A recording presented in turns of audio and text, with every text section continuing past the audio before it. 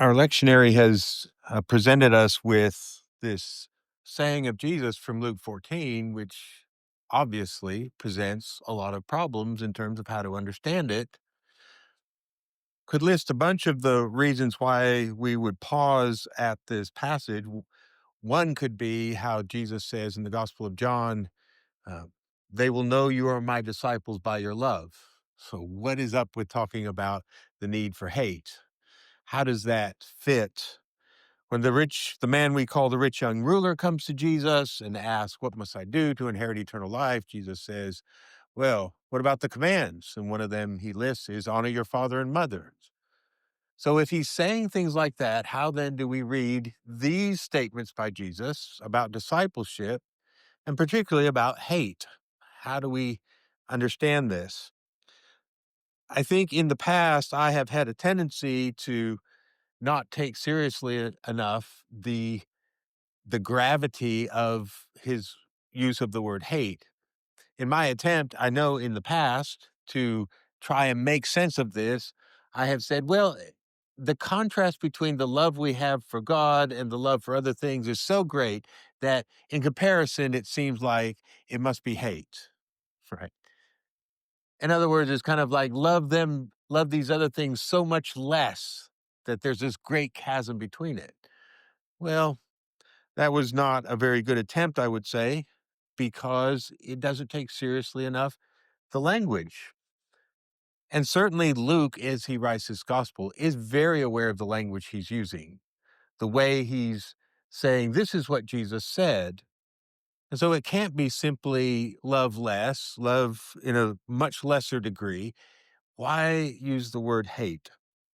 Well, maybe the lectionary gives us a couple other little clues with the earlier readings. We had the reading from Deuteronomy where Moses sets before the people the way of life, the way of death, and on behalf of God says, choose the way of life. Like I'm trying to warn you off the other path. The other path is not good for you. And the similar sentiment was there in Psalm 1 about the tree planted by the streams of living water and how it prospers, but that's not the way of the wicked. And so the other passages have this kind of contrasting sentiment going on, and I think that's here with what Jesus is saying, because as we look at this passage, the crowds are coming, they're around Jesus, and he feels a very strong need to clarify what discipleship is about. In some ways, to set out for them two paths. And discipleship is about taking something seriously. And he uses this extreme language. Unless you hate, then you cannot be my disciple. So let's kind of look at the flow of what he says, and then we'll try and examine it a little bit more. So, beginning as he begins to speak in verse 26, if anyone comes to me and does not hate his own father and mother and wife and children and brothers and sisters, yes, and even his own life, he cannot be my disciple. So he starts with these relationships, family relationships, brothers, sisters, children, spouse.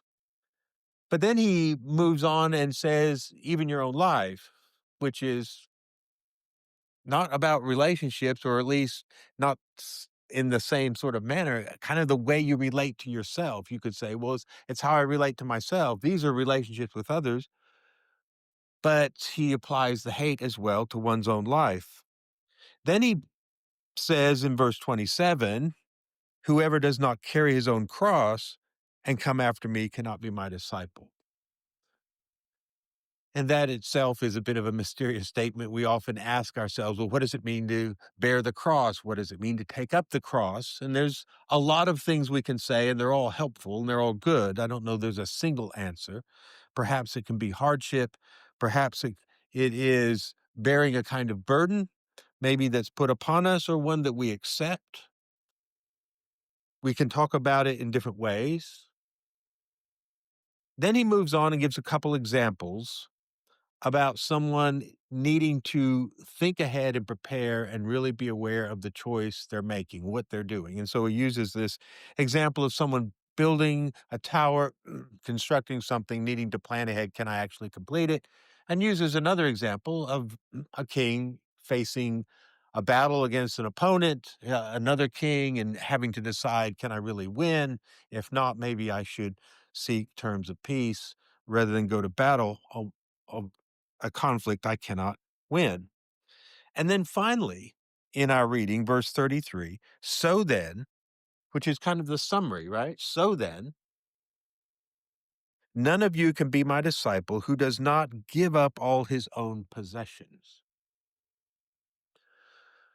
Well, this makes me think a couple things with the way it comes around in verse 33. That maybe the earlier things he had mentioned, such as family relationships or even one's own life, perhaps those are in some ways possessions. Because I have a tendency, maybe you do too, to read verse 33 to give up your possessions and to think of, well, that's like the things I own, like my house and my car and, the various things I have, like material possessions.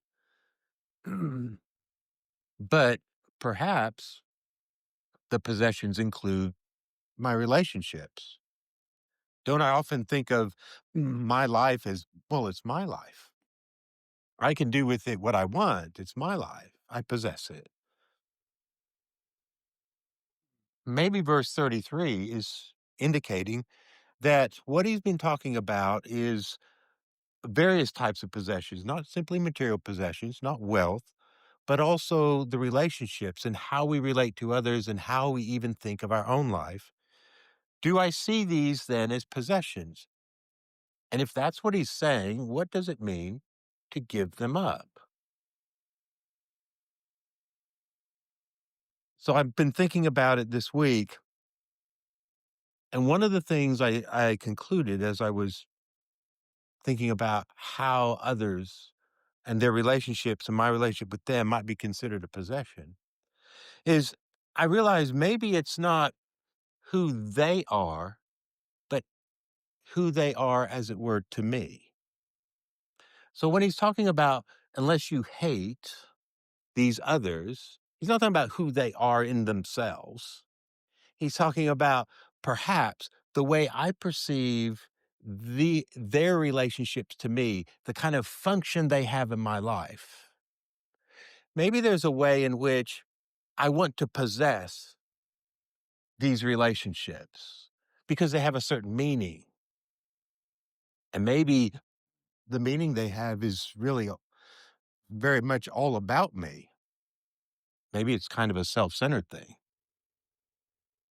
Maybe I derive a sense of myself from the status or the importance that these other people may have to me. What if Jesus is asking me to release, as it were, my relationships, to be as they simply are or can be, rather than the way I want them to be? In other words, be possessive about them. Maybe he's saying, what I need to do is I need to hate, as it were, and using that word very strongly. I looked up the word, another way to translate it is detest, to detest something. You find it vile. It's not the person and who they are that I am to detest. Perhaps what I am to detest is my tendency to want to, as it were, use them or possess them in a way that's to my advantage, in a way that's really all about me at the end of the day. And if that's the case, well, he's not asking me actually to hate my father and mother, but he is perhaps asking me to detest my own tendency to want to relate to them in a particular way that is, as it were, to my advantage. And if that's what he's asking me to do, then it's something very different than actual hate. Is not incompatible with love. So the silly illustration I thought about this week was I tried to think, well, how can I simplify this idea, at least how it seems to me? And I thought, well, if I'm wanting to exercise and be fit, then I need to detest pizza, right? In a simple s I mean, I had better hate pizza because pizza is gonna get in the way of my desires to be fit. And so then I Googled an image, "Can I find pizza and exercise equipment?" And on Reddit, I found this photograph. And the title for this photograph thank you. And the title for this photograph was "Other Uses for Spotter Arms." So this is a picture of a bench, a bench lifting piece of equipment, and there's those spotter arms on the side. Because if you don't have someone there to spot, and you're really struggling, to get that last rep in, what can happen is the bar can come back on you, and the spotter arms are there to catch it. Now, if you got some people with you, that's what the spotter's there to do, to catch it if you start to struggle, and so you're not trapped, as it were, under the bar. And so this person, I think rather ironically was saying, "Oh, I found some other uses for my spotter arms. Put some pizza on it, put a drink on it." And of course, the irony is I'm here ostensibly working out, and yet I love my pizza, right? And so in a way, I thought maybe that's what Jesus is saying. Yeah, he's using the word hate. You've got to detest it. You've got to hate it. He's not asking us to hate people, not actually who they are. To love them is the hallmark of what it means to be a disciple. But my own wanting to relate to people on my terms, as it were, for my own benefit, to want to possess people, and maybe to possess them in a way that reflects well on me. I can do that with others. We can all do that with others. We all know what it's like for parents to be living their lives through their children's accomplishments, not really just loving their kids, but loving what their kids' accomplishments mean for them in the eyes of others. Wow, they must be great parents. Look how their kids are succeeding. Right? Maybe what Jesus is saying is that little tendency within ourselves, we have to hate that. We have to hate that way of framing things. And maybe that's why when he talks about these relationships, and certainly in that culture and in that time, relationships, family was, and it is today with us, but I think for some cultures, it is far more important than it tends to be with us. And so family was everything. So Jesus says, you've got to be able to break with the way you tend to do that. And maybe that's why then he says, and your own life as well. You must hate it. We all have a way we want our life to go. Sometimes when we've had um, a Sunday for graduating high school seniors, I've asked for a show of hands. Raise your hand if your life has worked out the way you thought it would when you were graduating from high school. No hand goes up. If I ask it the other way, raise your hand if your life has turned out differently than what you were thinking, and everyone's hand goes up, right?